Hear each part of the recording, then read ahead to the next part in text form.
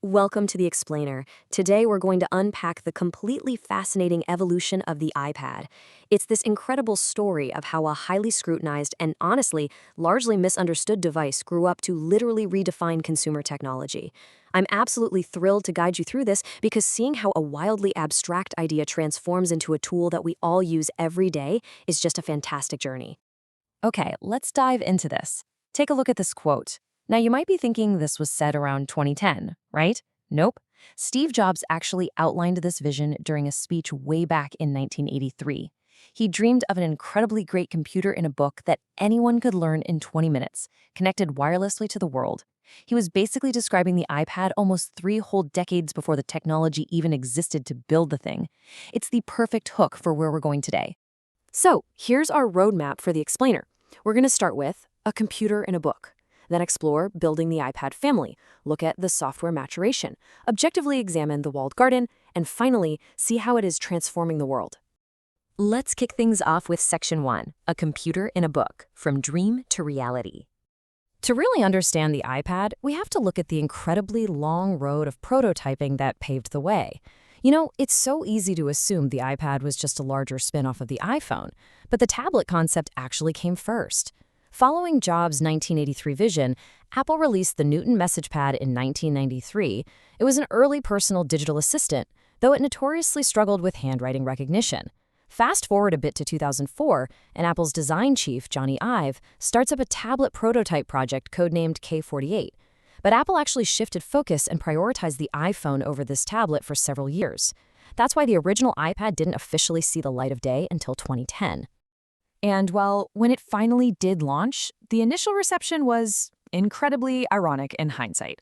Early media reaction was, to put it nicely, mixed. Critics totally dismissed it as just an oversized phone. Even the name itself sparked immediate backlash, striking some as an oblivious minstrel pun. Honestly, people just weren't quite sure where this entirely new category of device was supposed to fit into their daily lives. But check this out, 677.7 million. That is the total number of iPads sold by 2022. It is a staggering figure. The iPad didn't take years to catch on. It was commercially popular right out of the gate, facing practically zero market competition during its first year. It completely proved all of that initial mockery wrong. Now, what's really interesting about this next part is how the device evolved. Section 2, building the iPad family and finding its identity. As people started actually using the tablet, it became super clear that one size definitely did not fit all. That single original device branched out into a highly specialized family tree. On the entry level, we have the standard iPad running A-series chips, which is fantastic for basic everyday tasks. For those wanting maximum portability, there's the 8.3-inch iPad mini. It packs serious power, like the A17 Pro chip, into a tiny footprint. Then, sitting right in the middle, is the iPad Air, offering laptop-class M-series chips for solid mid-range performance. And right at the very top, the iPad Pro pushes all the boundaries with high-end M-series processors and stunning tandem OLED displays. What you really should take away from this is that the iPad isn't just one product anymore. It's a whole dynamic ecosystem of hardware tailored to exactly how different people work and play.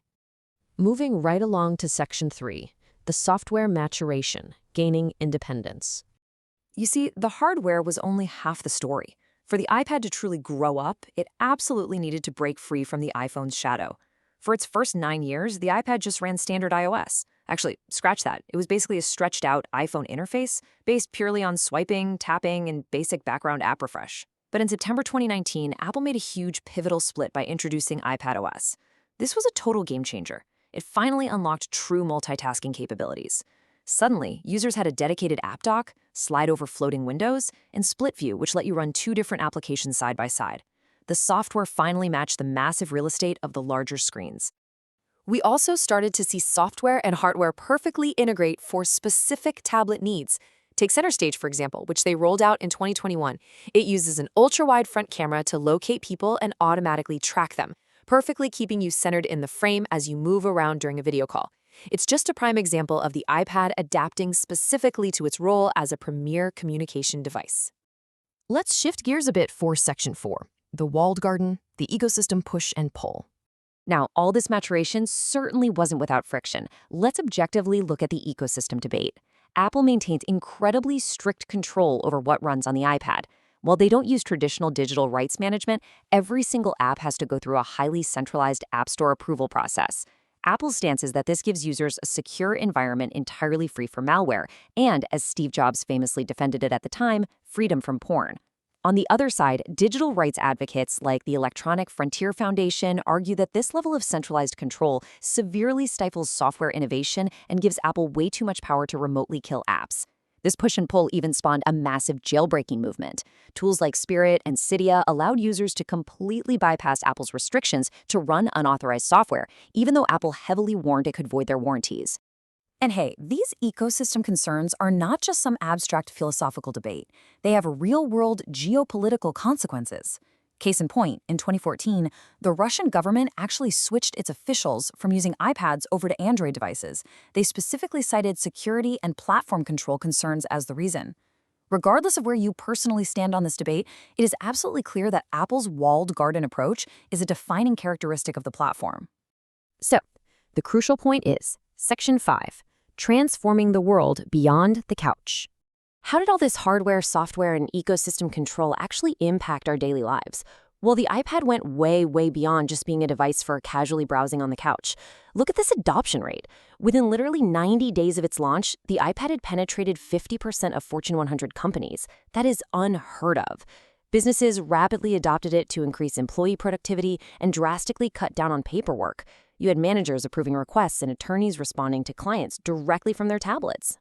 And the idea spread like wildfire, completely revolutionizing totally unrelated industries across the globe. In aviation, Alaska Airlines used the iPad to replace exactly 24 pounds of printed flight manuals for their pilots, significantly reducing back injuries. In healthcare, dedicated apps allow doctors to manage entire hospital supply chains right on the go, without lugging around a laptop. And in the music industry, Damon Albarn recorded the entire 2010 Gorillaz album The Fall, almost exclusively using an iPad while he was out on tour. Sometimes this ultra-deep integration into human life yielded totally unexpected discoveries. Back in 2013, a 14-year-old named Gianna Chien presented findings to a Heart Rhythm Society meeting that the tiny magnets inside the iPad 2 could actually cause electromagnetic interference with pacemakers. It brilliantly and surprisingly illustrates just how closely we physically hold these devices to our bodies and how deeply they've woven into the very fabric of our daily lives. The social impact has been just as profound. In education, the iPad is steadily replacing traditional pen and paper in classrooms, a trend expected to fully solidify by 2025. It also became a massive hub for early childhood reading. In fact, 81% of the early top book apps were dedicated strictly to kids. But perhaps most movingly, it has been praised as an absolute revolutionary tool for helping children with autism learn how to communicate and socialize more easily. It gave them an entirely new, accessible way to interact with the world around them. From a wild sci-fi concept in 1983 to a device that pilots, doctors, musicians, and children rely on every single day, the iPad's journey really is a masterclass in technological evolution. But as the hardware gets more and more powerful with those M-series chips, and iPadOS becomes even more complex with desktop-level multitasking, it leaves us with one incredibly provocative question. With the iPad completely blurring the line between tablet and computer, what happens to the laptop? That is exactly the question the tech industry is going to be answering for the next decade. Thank you so much for joining me on this explainer. Keep learning, and I will see you next time.